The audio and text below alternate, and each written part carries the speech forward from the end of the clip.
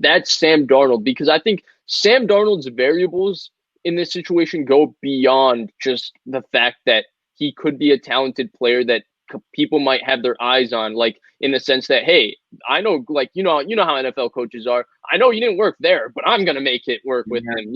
They have that level of kind of pride and arrogance and belief in themselves and their work, so they believe they can do it with the Sam Darnold. But the reason to me he's intriguing is because you got to make a contract decision on him. Nobody's taking his 5th-year option that pays him $25 million a year from now.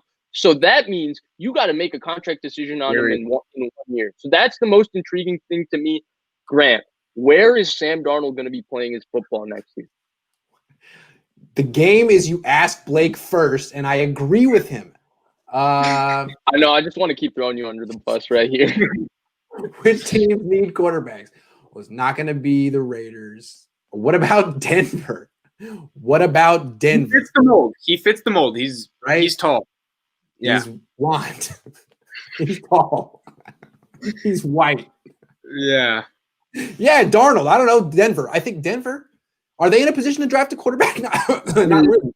So before you go, I'm going to jump in here because I actually 100% agree with Grant. I think the best fit for Sam Darnold is the Denver Broncos. And I think that's because, one, George Patton, allegedly, is not totally enamored with Drew Lock. 2, John Elway was reportedly very enamored with Sam Darnold, and that was the one quarterback that they would have drafted apparently in 2018 if he fell. So that's the other thing. And 3, I think that's the place that makes the most sense for Sam Darnold, because Denver kind of has that flexibility to kind of let him come there, compete, and make a decision on him financially. I don't want to say the Jets, because I think the Jets, it's just kind of a thing that you have to say right now. I don't think Robert Saleh, Mike LaFleur have really gotten into studying the entire process and who they want. And the other thing is, if you keep hold on. You think Robert Saleh doesn't have a strong opinion about Sam Darnold right now? No, I'm talking about the draft quarterback. Oh, sure. Quarterback. He hasn't gotten into, well, this guy's available. It's just Sam Darnold that he's looked at.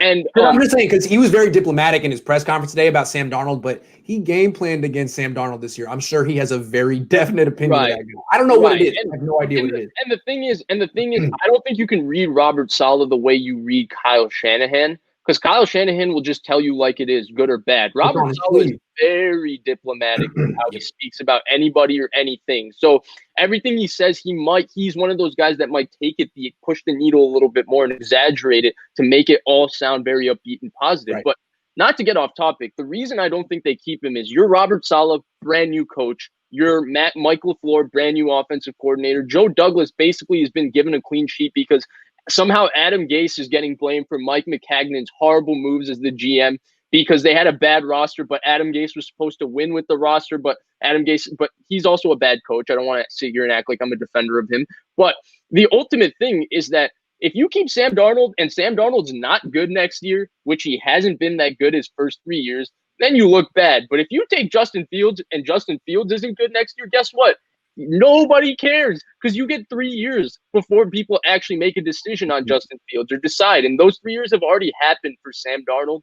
So I think that if you're a new regime, it just makes no sense to me to not get your own guy in the building, even if you really like Sam Darnold, just because it resets your clock on when you have to be a contender. So hold on, let me connect the dots. So Darnold to Denver, Cousins to the Jets, but they're also going to draft a quarterback. So how do they get Cousins? Is Cousins not worth the first? I guess Cousins not worth the first. He's not worth the first. No. He's worth like a second, right?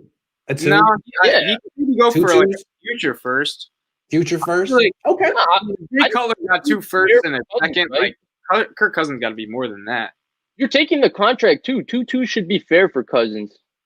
Also, they saved $10 million in dead cap by doing it post June 1 anyway. So yeah, draft your quarterback, trade for Kirk Cousins post June 1, trade a 2022 pick. Yeah, it makes sense to me. Blake, who you got? Where do you got for Darnold? So if you would have asked me this yesterday, I would have said the Pittsburgh Steelers, but they signed Haskins today. They did? Man, I'm tripping.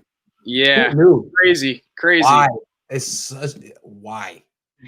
Guys, That's terrible. Good question. He's terrible. Yeah. So if you would have asked me yesterday, I would have said Pittsburgh. But if you would have asked me, since you're asking me now, I think one of the teams that kind of has a question mark that we haven't brought up, and I've seen in the comments, is Washington football team. And this just seems like a Washington type of move. I don't know what it is about it, but they haven't really been able to figure out the quarterback situation, or they always have question marks around it. It just seems like a Washington move to me. So I'm going there. Good call. Maybe bring it in too. I like it. Yeah. So